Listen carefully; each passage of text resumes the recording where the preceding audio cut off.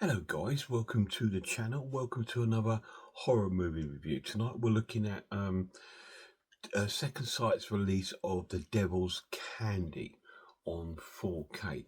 I'm not going to go through a little look at the edition on this video because I've already done an unboxing of it and a whole video of that. So if you want to see what the actual edition looks like, go and check that video out. So we're just going to jump to the special features.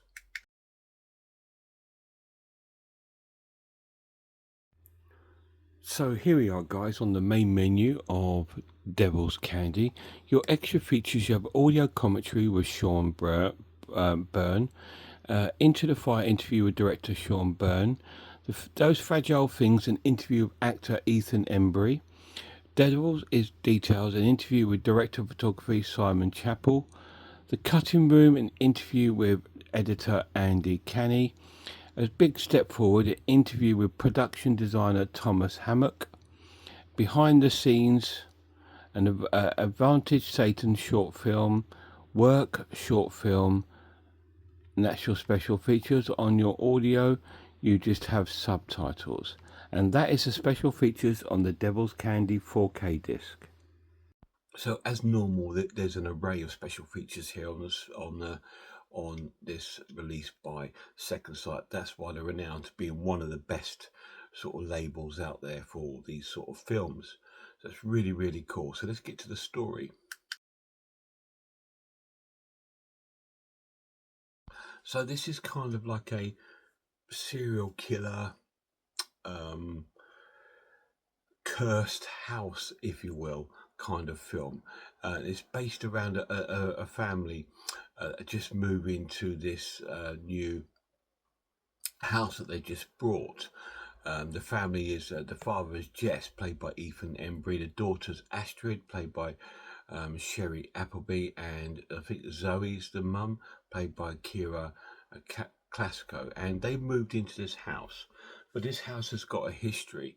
It was once lived there by the Smiley family, Walter and Pamela Smiley, and their I think son Ray, who's played by Brute Taylor Vince, and he's into heavy metal music, and he's got this really sort of like really cool guitar and stuff like that. And he drives his mother and father up the wall with the loud music, and he seems to have some sort of almost like special needs going on, if you will. I think he's been locked up for mental health issues, but they've got him back at home. And anyway, they tell him to stop the music, and he ends up killing his parents. And this all happens within the house, and it all comes to part that he seems to be a sort of Satanist, if you will, and he is following Satan's orders. And so our little family go and move into the house that they used to live in, a bit like Amityville 2, if you will. And the father's an artist, he's a painter, and he's not having much success. He's having to do sort of commission stuff, which he doesn't like doing. But as soon as he moves into the house, he starts doing this very dark and very macabre kind of paintings. And it's now getting sort of like picked up by the art world. They now sort of like it. And some of the stuff he's painting is children. Ray is a child killer, and he is killing children. He's back out of the mental asylum, and he's about killing children because he believes that the Satan is asking him to do so because the children are Satan's candy, and he's feeding it to Satan. He's killing his kids, and he's cutting them up, putting them in suitcases and burying them because he thinks Satan's going to pour them through probably to hell. And he's got this obsessed in his brain. And he turns up at the house and he's greeted by Astrid, the young girl. And her and her dad, Jess, are also into really heavy metal music. So there's also a connection there sort of straight away. And Astrid quite likes him. Anyway, Jess tells him to go away and sort of scares him off.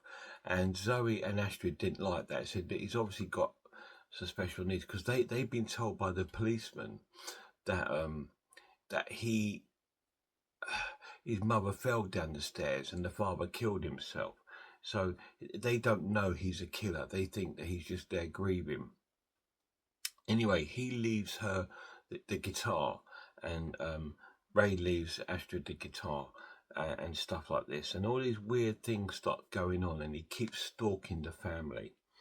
And while this is going on, Jess is getting obsessed with his painting, and it's taking over him. He's forgetting to pick his daughter up, and he's almost coming possessed by these visions that he's seeing,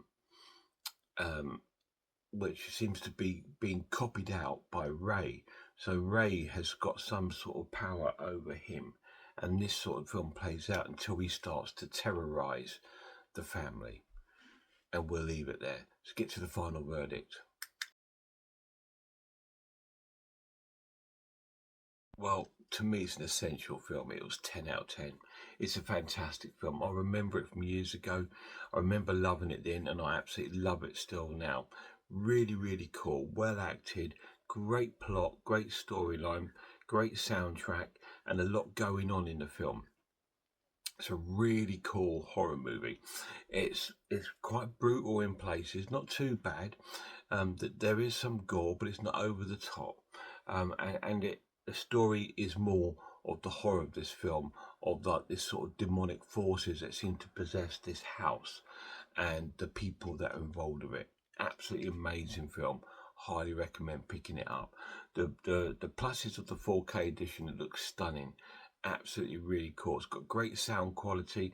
The picture quality is fantastic, and it's just a really all-rounded solid horror movie. Check it out. Massive shout out to my lads. See you soon, guys.